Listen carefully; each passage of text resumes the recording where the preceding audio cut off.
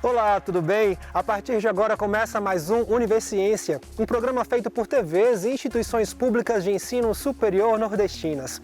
Aqui a gente mostra a importância das produções científicas do Nordeste e como elas têm transformado a vida das pessoas. Vamos ver agora quais pesquisas iremos conhecer no programa de hoje.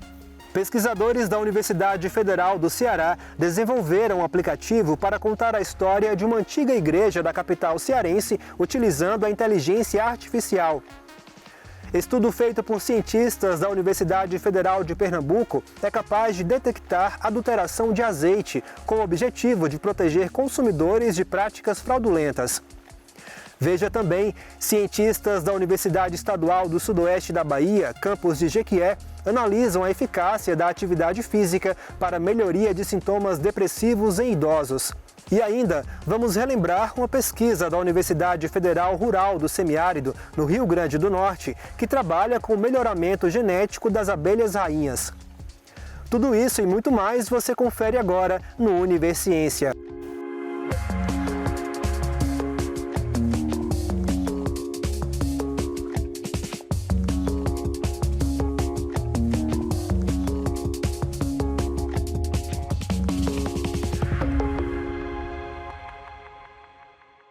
Pesquisadores da Universidade Federal do Ceará desenvolveram um aplicativo para contar a história de uma antiga igreja da capital cearense. Utilizando realidade aumentada e inteligência artificial, eles mostram que a tecnologia é uma aliada da educação. Confira.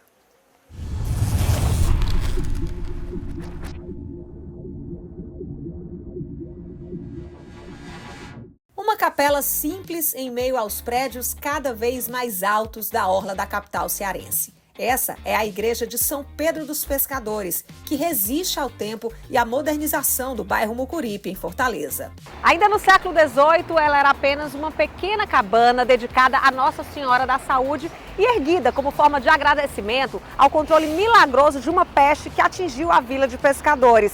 A capela foi engolida pelas dunas e reconstruída em 1852, aqui mesmo, onde está até hoje. Um centro religioso, comunitário, político e também social. A Igreja de São Pedro dos Pescadores foi tombada e virou patrimônio cultural de Fortaleza. Foi olhando para essa história que pesquisadores do Laboratório de Experiência Digital da Universidade Federal do Ceará se perguntaram: como torná-la conhecida usando a tecnologia? Como que a gente faz para contar essa história por meio da tecnologia, com as interações que a gente tem hoje em nossas mãos, né? Então a gente teve a ideia de fazer um aplicativo que você não precisa baixar no seu celular. Você pode escanear um QR Code e acessar um jogo em que você tem que encontrar objetos escondidos. E conforme você vai encontrando esses objetos, você vai tendo uma animação que vai contando a história dessa igreja em 3 fases, né? Foram quase 2 anos para desenvolver o aplicativo, que contou com financiamento do Edital das Artes da Prefeitura de Fortaleza e da empresa de desenvolvimento de jogos Unity Engine. A ideia é levar para o usuário uma experiência de realidade aumentada. Uma grande ampulheta vai mostrando as passagens de tempo ao redor da igreja. Uma das preocupações dos pesquisadores foi deixar a interface intuitiva. Desde o início nesse processo a gente pensou sobre a UX, né? Que é a User Experience, né? A experiência do usuário. Então a gente analisa como é que o usuário vai usar a experiência, né? Como é que ele vai passar pelo uso do tempo, né? E a gente pensa os caminhos que ele vai percorrer e a gente tenta otimizar esses caminhos para que ele tenha a melhor experiência possível durante o uso. Na modelagem 3D e nas animações, os desenhos foram inspirados no pintor e desenhista cearense Raimundo Sela, que em sua obra retratou também os pescadores. A gente começa sempre com desenhos, né? A gente teve vários desenhos, várias ideias foram feitas para a gente chegar num storyboard que fizesse sentido e que passasse a história que a gente queria da forma que a gente queria. Eu fui no Malc e a gente viu as obras do Raimundo Sela e aí a gente discutiu com o Diego também, que ficou a parte da direção geral, e percebendo por que a gente não trabalha com ele também. A estética das pinturas do Raimundo Sela, que são pinturas a óleo, né? São pinceladas e tal. O Thiago, ele meio que empurrou isso pra gente, então a gente começou a trabalhar em cima de todo esse processo. Sabe? 12 pessoas estiveram envolvidas no projeto Luzes do Tempo, entre professores e alunos de vários cursos da UFC. O Renato é estudante de engenharia de computação e conta que um dos desafios foi programar a interação do usuário com o aplicativo. A parte mais complexa é a parte de fazer com que não seja só um vídeo, seja algo interagível mesmo. Que aí eu preciso mexer um pouco mais na programação e fazer o reconhecimento do que é o toque na tela, em que ponto foi que ele tocou. Acredito que fosse a parte mais complicada mesmo. Outro diferencial do aplicativo é a música utilizada, toda feita com inteligência artificial. Primeiro a gente tinha escolhido usar músicas com maracatu cearense e tal, mas a gente esbarrou na questão do direito autoral, então a gente passou a trabalhar com a inteligência artificial para gerar músicas. São músicas que elas lembram muito uma música mais regional, mas também com um toque de brasilidade que a gente não poderia perder, porque essa experiência não vai ser acessada só por cearenses e fortalezenses, ela vai ser acessada por qualquer um que passar pela beira-mar. O QR Code que dá acesso ao aplicativo fica neste mobiliário, desenvolvido em parceria com o artista Narcélio Grude e instalado em frente à igreja de São Pedro dos Pescadores. A gente optou por fazer um aplicativo que se chama Web AR, que é Augmented Reality na web, que é por meio do 3G, do 4G, do 5G, a pessoa pode acessar essa experiência de realidade aumentada. E isso é o futuro, né? Daqui a pouco essas experiências elas vão estar no nosso óculos, vão estar permeadas no nosso cotidiano. E a gente entende realmente que a educação ela pode ser realmente uma educação cotidiana, né? Uma educação informal, que acontece nos nossos espaços cotidianos. No próximo bloco, você vai ver que um estudo de pesquisadores de Pernambuco foi capaz de detectar adulterações em azeite. O intervalo é rápido, a gente volta já já.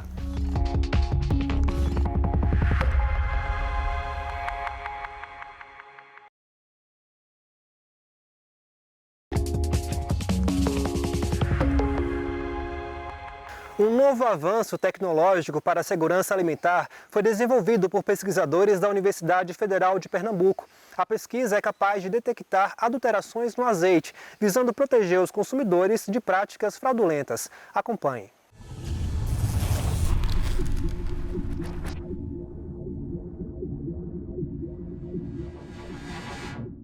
Bem, nós identificamos o alto custo do azeite e vários relatos de problemas de adulteração. E investigamos algumas características do azeite, especialmente a questão do índice de refração do azeite. E nosso grupo já vinha desenvolvendo sensores para outras aplicações similares, adulteração de combustíveis, por exemplo. Então aplicamos o tipo de sensor, a fibra ótica, que já temos desenvolvido, para essa aplicação da adulteração do azeite. E analisamos a adulteração com os principais óleos vegetais que são usados para efeito de adulteração. E o que se observou é que o índice de refração dos adulterantes é bem diferente do índice de refração do azeite. Então, não seria difícil fazer essa detecção. O sensor, ele utiliza fibras ópticas. Então, o princípio da fibra óptica é um dispositivo dielétrico, né, que tem um núcleo da fibra vidro com índice de refração um pouco maior e uma casca que é vidro com índice de refração um pouco menor, e por reflexão interna total a luz é guiada no núcleo. Mas para que a luz entre em contato com o meio externo e consiga sentir as propriedades do meio externo, no caso o azeite que a gente vai pingar na fibra óptica, a gente tem que remover parte dessa casca para que o material que a gente está analisando, no caso é o azeite, se aproxime do núcleo onde está passando a luz. Então, o processo de remoção de parte da casca para dar acesso da luz ao meio externo é um processo que é feito nessa máquina aqui. E a ideia da inovação por trás desse projeto é que a gente, no momento da publicação do artigo, a gente não tinha encontrado nenhuma solução, nenhum outro trabalho que utilizasse esse tipo de solução para fazer a medição do índice de refração do azeite, para pegar falsificação ou contaminação também, é um viés importante. Então, além disso, a gente também utiliza uma tecnologia que à primeira vista é mais complicada, que é o polimento mecânico. Outros autores na literatura usam, por exemplo, o polimento químico e tal, mas uma vez que a gente tenha dominado essa técnica, ela vira um processo muito mais rápido e barato. Então, o sensor lá no final, ele vai ser um sensor muito mais acessível, né? Ele pode ser produzido mais em menos tempo e com isso a gente consegue, no final das contas, ter uma tecnologia bem competitiva. E o processo ele é mais sustentável do ponto de vista ambiental, né? Porque não usa ácido, né? Então o processo é todo seco.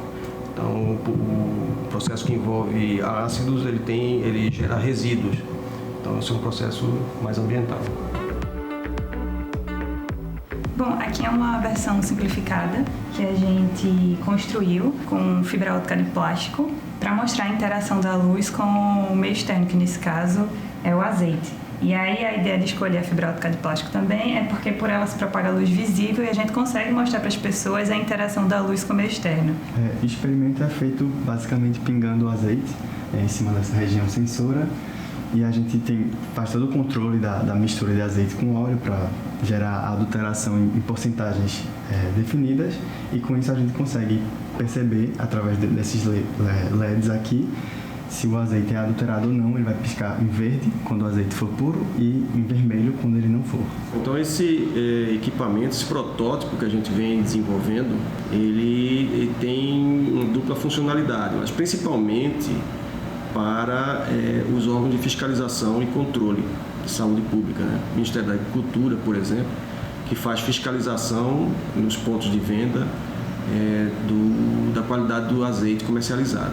O fiscal teria condições de fazer uma primeira análise in loco, imediata, e a partir dessa análise ele já ter uma condição de autuar ou fazer uma confirmação daquele produto adulterado ou não num laboratório com uma outra técnica. Boa parte da nossa instrumentação ela é produzida de forma industrial, né? São equipamentos que a gente adquire, mas uma parte significativa dela é toda projetada e fabricada aqui na UFPE. Então toda a parte de estrutura, o próprio software que a gente utiliza, tudo é planejado e feito sob demanda. Isso faz com que o nosso processo produtivo ele seja muito mais econômico, eficiente. Então a gente basicamente não chega a gerar grandes resíduos para descarte, nosso processo é limpo. E isso é bem impactante, principalmente quando se compara com processos que a gente encontra em outros centros de pesquisa que se utilizam de corrosão química.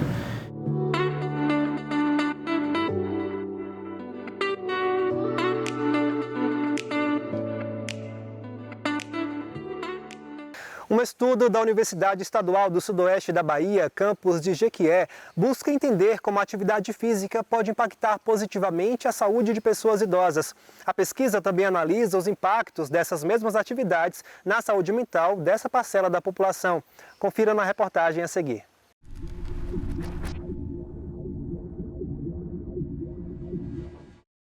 O crescimento populacional e o envelhecimento dos brasileiros desafiam o poder público a buscar ações mais efetivas para melhorar a qualidade de vida dos idosos, que são naturalmente afetados por obstáculos físicos e mentais. A prática de atividades físicas pode ser uma grande aliada na promoção da saúde dos idosos, principalmente na redução de sintomas depressivos, muito comuns nesse público. Foi isso que mostrou um estudo piloto realizado no programa de pós-graduação em Educação Física da UESB de Jequié. O estudo foi feito pela pesquisadora Ariane França e analisou a eficácia de um programa de atividades físicas em 30 idosos acima de 60 anos, cadastrados em postos de saúde da cidade. Eu faço parte de um grupo de pesquisa da UESB, onde a gente fez uma pesquisa maior, uma pesquisa mãe que a gente chama, para avaliar tanto sintomas depressivos, quanto qualidade de vida, aptidão funcional, imunidade desses idosos a partir de um programa de atividade física multicomponente nos postos de saúde, em 2 postos de saúde de Jequié. Então, o objetivo foi avaliar se o programa de atividade física multicomponente, qual seria o impacto desse programa na saúde mental dos idosos, em específico nos sintomas depressivos desses idosos. As atividades com os idosos aconteceram durante 2 meses em 2022. Foi aplicada a escala de depressão geriátrica, com questões de resposta simples, sim ou não. A pesquisadora destacou relatos positivos dos idosos após a participação no estudo. A gente fez um grupo focal com eles, onde obtivemos alguns relatos, uma parte mais qualitativa. E a gente percebeu alguns relatos como melhora do sono, né, a parte da socialização. Então, para eles era muito importante estar ali com outros idosos, visto que foi um período aí de finalzinho de pandemia, ainda existia a questão do isolamento social. Então, foram esses pontos que a gente ouviu de relato, né? E onde percebemos que, apesar de não obtermos esse resultado significativo, teve um impacto positivo e benéfico na vida deles também. Saulo Vasconcelos, orientador da pesquisa, revelou outra importante proposta do estudo: mostrar a necessidade de políticas públicas que incentivem a atividade física no SUS, o Sistema Único de Saúde. O Brasil ele retomou recentemente as equipes multidisciplinares no SUS, que abre a possibilidade da gente estar aumentando o acesso à prática de atividade física para as pessoas idosas, mas a nossa pesquisa ela tem como propósito também estar oferecendo outras possibilidades de atividade física sustentável, pautado numa realidade onde a gente possa dar acesso a essas pessoas com um custo-efetividade relativamente bom, com um investimento não tão alto, possibilitando assim para que mais pessoas possam ter acesso à prática de atividade física. Agora, a busca é pela expansão do projeto e pela divulgação dos resultados, por meio de artigos científicos em revistas nacionais e internacionais. Os dois objetivos já estão encaminhados. Inclusive, o mesmo estudo já está sendo feito em outro continente, com idosos de Moçambique, país africano. A nossa pesquisa foi um estudo piloto, onde a gente pôde avaliar o que funcionou, o que é que a gente pode melhorar. A partir daí, temos a ideia de disseminar em outros locais, aqui no próprio município. Inclusive, o nosso colega do grupo de pesquisa já está implementando, né, o grupo de atividade física multicomponente em Moçambique. Então, a partir desse estudo, a nossa ideia inicial sempre foi, né, disseminar a prática de atividade física para essa população. No próximo bloco, a gente segue revisitando pesquisas que fizeram a diferença no dia a dia em celebração aos 5 anos do Univerciência. O nosso próximo destino é o estado do Rio Grande do Norte. O intervalo é rápido, a gente volta já.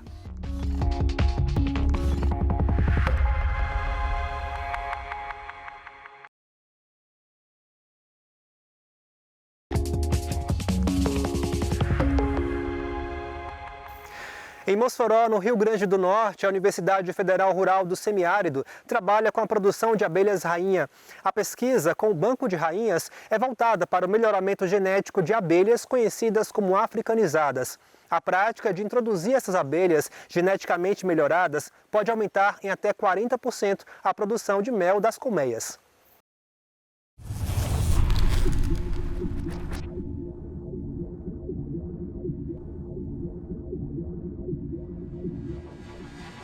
Local de experimentos para diversas culturas do semiárido, a Fazenda Experimental da UFES, na zona rural de Mossoró, no oeste do Rio Grande do Norte, agora também é campo para a produção de abelhas rainhas. Essas majestosas senhoras do semiárido, digamos assim, estão no radar de pesquisadores da graduação e da pós da universidade. São pelo menos 30 estudantes envolvidos nas pesquisas. Nailton se formou recentemente em agronomia, usando as abelhas como objeto de estudo. Na agronomia, durante a graduação, eu trabalhei com embalagens para fornecimento de bife proteico e agora no mestrado eu vou trabalhar na área de melhoramento genético com as abelhas rainhas. Aqui o trabalho começa nas colmeias, nessas cúpulas que os pesquisadores chamam de realeiras, onde se desenvolvem as rainhas. Depois de alguns dias na natureza, as cúpulas são recolhidas e colocadas na abertura desses frascos, com uma pequena tira de isopor e uma mistura de mel e açúcar refinado chamado de candy. Essa pequena tira de isopor facilita a saída da abelha da cúpula e o candy serve para alimentar o inseto no primeiro momento. Depois de 5 dias, as novas rainhas são colocadas nessas gaiolas de transporte junto com outras 5 operárias e mais um pouco de candy. Depois, as rainhas são inseridas nas colmeias ainda dentro das gaiolas, para que as demais operárias se adaptem à nova abelha líder. Isso tudo só é possível graças às práticas de melhoramento genético.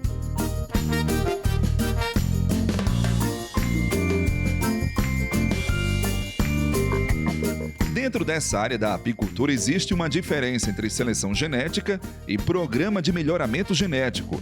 Um programa de melhoramento genético é mais amplo, envolve várias etapas, sendo a mais importante a seleção de abelhas matrizes para a formação de um banco de rainha.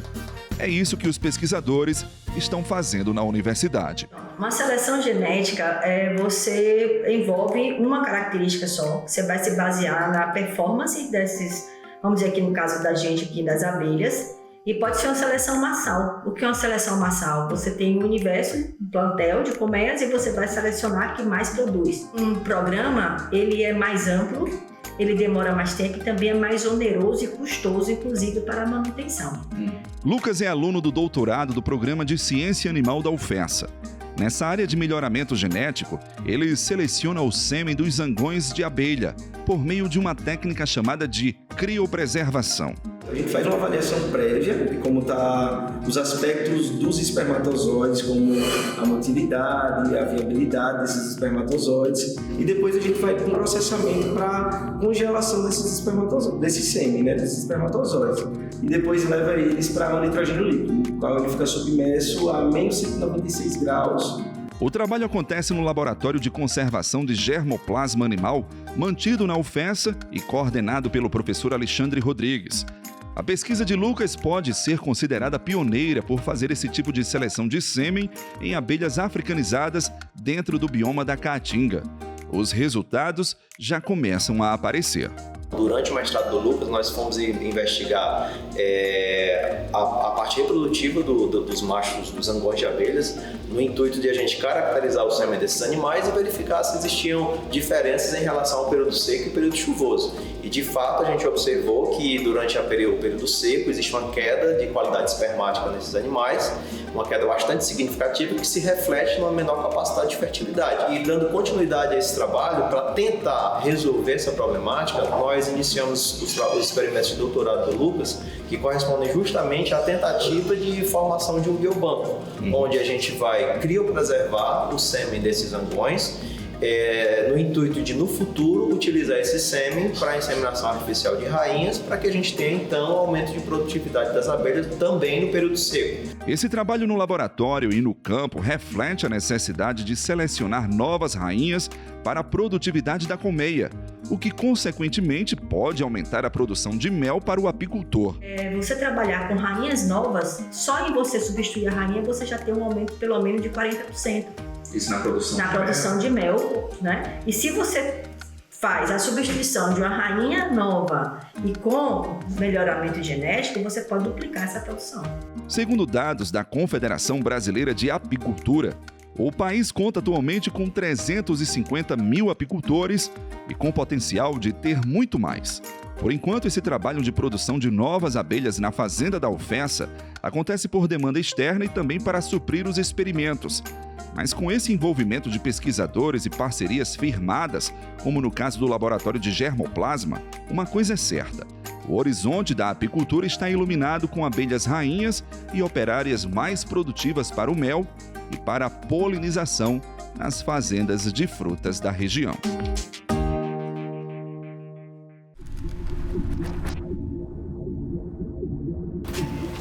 Olá, uma honra muito grande estar aqui mais uma vez no Universiência, falando um pouco sobre as abelhas, e o trabalho que a gente desenvolve de pesquisa, ensino e extensão junto ao Núcleo de Capacitação Tecnológica em Apicultura, que é da UFESA. Nós estamos locados na Fazenda Experimental Rafael Fernandes e lá a gente tem um trabalho gigante, com as abelhas. Nós continuamos com as pesquisas, mais ainda, intensamente, desenvolvendo práticas sustentáveis, verificando, tentando trabalhar ainda com a questão do melhoramento genético para alta produção, resistência a doenças. Então, temos parceria com outros colegas aqui do laboratório ou da universidade, também como o Espaço Asa, também o Laboratório de Reprodução Animal com o professor Alexandre e vários outros parceiros também, o Instituto Sabiá, que tem nos dado um apoio ímpar em vários trabalhos. E agora também estamos começando com o trabalho com a CIT, com o grupo do professor Leonardo, né, o grupo da professora Daniela. Então, a abelha é um bicho interdisciplinar e a gente está aqui para dizer que a gente continua e está aberto aí, inclusive a seleção de novos estagiários. Lançamos o edital hoje. Sempre durante o ano nós abrimos edital para novos estagiários virem, né, e somar com o nosso grupo. O perfil de estagiários e profissionais que se interessam por abelhas, não só na área de agrárias, mas qualquer outra área, como por exemplo a área de exata, nós temos vaga também para isso. E continuando dizendo para vocês que é uma honra de novo estar aqui com vocês e dizer que estamos firme e forte no nosso propósito.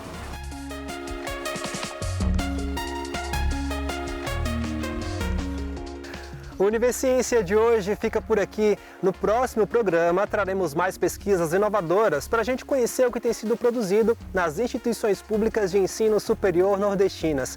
Caso tenha alguma dúvida ou sugestão, envie um e-mail para universiencia@uesb.edu.br que a gente te responde em um próximo programa. Muito obrigado pela sua companhia. Até mais!